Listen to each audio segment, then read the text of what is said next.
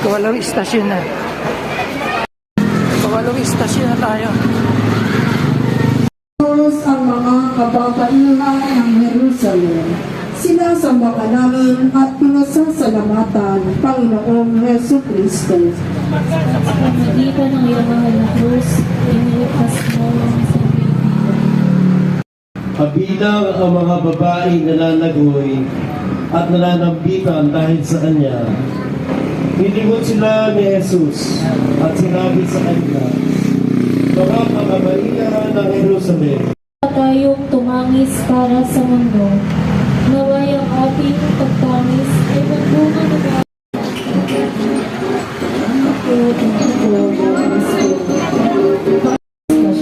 Kasyan na istasyon na.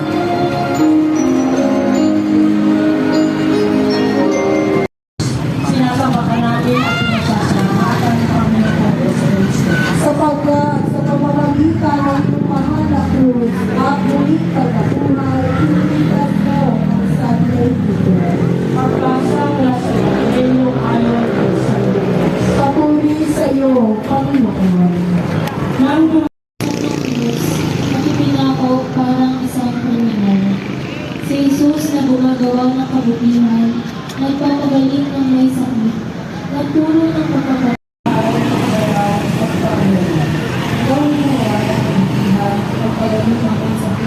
Nagturo ng pagpapatawa.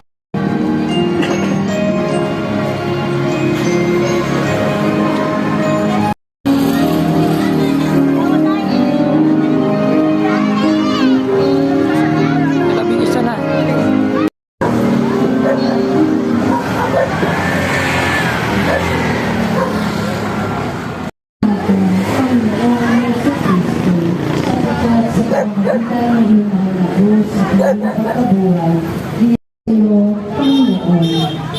Pinuya siya ng isa sa mga sadalin na ang sabi, hindi ba ikaw ang Mesiyas?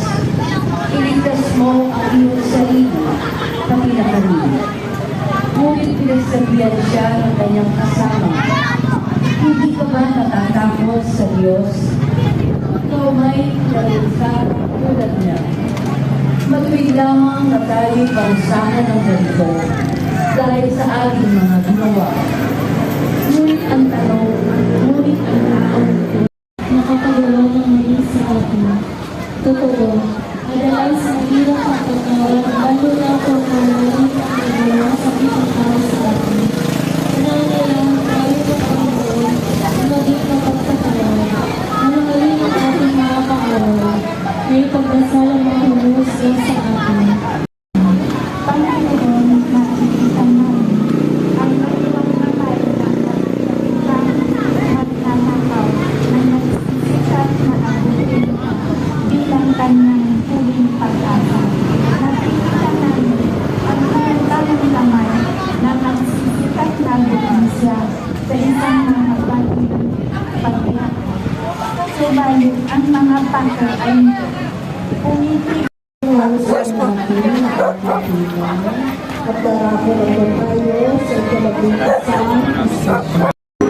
isa na. istasyon. Sina Maria at Juan sa paanan ng krus. Sinasamba ka namin at pinasasalamatan, Panginoong Heso Kristo. Sapagkat sa pamamagitan ng iyong mahal na krus at ang mga minamahal ng alagad sa tabi nito, kanyang sinabi, Ginang, narito ang iyong anak. At sinabi sa alagad, narito ang iyong ina. Mula noon, Dahil sa kanyang mga himala, maraming tao ang sumusunod sa kanya. Marami ang kakandara. Panalangin, isang anak, isang ina, at isang alagad. Lahat sila ay pinagbubukod-bukod ng maaral na pag-ibig. Ang buklod ay sadyang malalim sa pagitan mo at ang iyong ina. Ang kanyang kapalaran ay bukod tanging nakarubigsit sa iyong kapalaran. Pinagkatiwala mo ang iyong ina sa alagad ng iyong anak. Pinakamamahal at sa kanya ay pinagkatiwala mo ang alagad na kumakatawan sa aming lahat. Salamat